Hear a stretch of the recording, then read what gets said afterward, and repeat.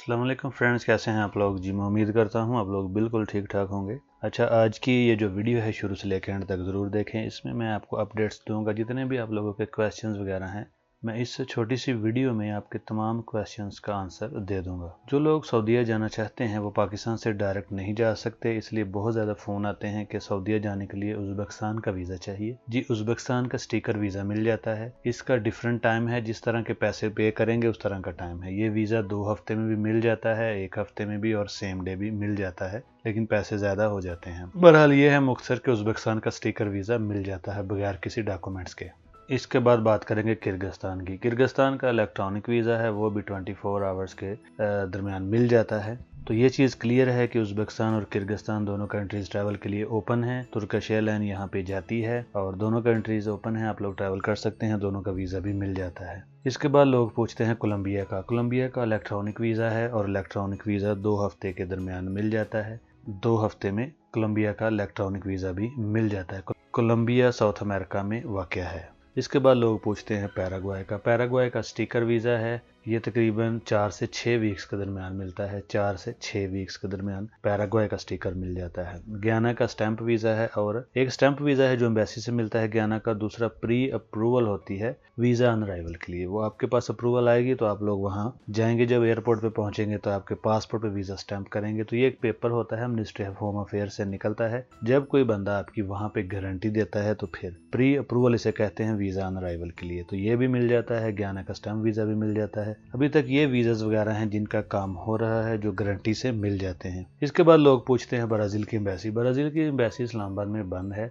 Tourist वीज़े के लिए embassy बंद है, लेकिन अगर किसी की कोई अपॉइंटमेंट है, एग्जीबिशन है, बिजनेस इनविटेशन है तो फिर आप लोग अप्लाई कर सकते हैं। दूसरा ये तरीका होता है कि आप लोग एम्बेसी को ईमेल करके भी पता कर सकते हैं। ब्राज़ील की जो एम्बेसी है, अगर आप इनको ईमेल करें तो ये 1-2 दिन के बाद रिप्लाई कर देते हैं। एयरपोर्ट ओपन है, अगर किसी के पास वीज़ा ऑलरेडी है, PR है या कुछ भी है, तो एयरपोर्ट ब्राज़ील का ओपन है। ब्राज़ील ने कभी एयरपोर्ट बंद ही नहीं किया था। जिसके पास वीज़ा है एनी टाइम वो बंदा आ सकता है, जा सकता है। लेकिन यह है कि वैक्सीन आपने करवानी है। वैक्सीन करवानी अभी ज़रूरी हो चुकी है। पूरी दुनिया में ट्रैवल करने के लिए भी वैक्सीन ज़रूरी हो चुकी है। बल्कि पाकिस्तान से अगर आप बाहर इंटरनेशनल ट्रैवल करना चाहते हैं तो फिर भी आपने वैक्सीन करवानी है। ब्राज़ील के अंदर लोग वैक्सीन का पूछते हैं। ब्राज़ील के अंदर दुनिया की तमाम वैक्सीन मौजूद हैं और फ्री हैं। फाइजर भी है, एस्ट्राज़ेनेका भी है, जितनी भी वैक्सीन हैं ब्राज़ील में वो मौजूद हैं और फ्री हैं। बल्कि मैं आपको बता दूं कि ब्राज़ील में पहली डोज जो है वो लग चुकी है। 16 साल की एज से लेके उसके बाद जितनी भी किसी की एज है, 50, 60, 70, 80, 90 जितनी भी है, 16 साल से लेके जितनी भी किसी की एज है, पहली डोज पूरे ब्राज़ील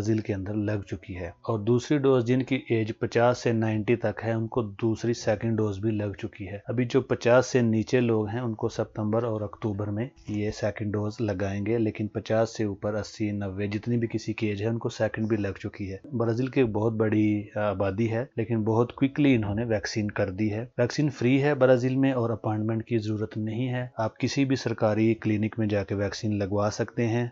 पूरा हफ्ता ही ये वैक्सीन लगाते हैं। किसी भी क्लिनिक में जाके आप फ्री वैक्सीन लगवा सकते हैं। आप उनसे पूछ सकते हैं उनके पास कौन सी मौजूद है, वो आपको बता देंगे। अगर किसी ने फाइजर लगवानी है, एस्ट्राज़ेनेका है, या जो भी किसी ने लगवानी है, डिफरेंट क्लिनिक्स पे आप लोग जा सकते हैं। उनसे पूछे कौन सी लग रही है, जो आपने लगवानी है वो आपको लगा देंगे, फ्री है। तो ब्राज़ील का एयरपोर्ट भी ओपन है, वैक्सीन भी यहाँ पे फ्री लग रही है, बल्कि 1 डोज इन्होंने पूरे कंट्री को लगा दी है।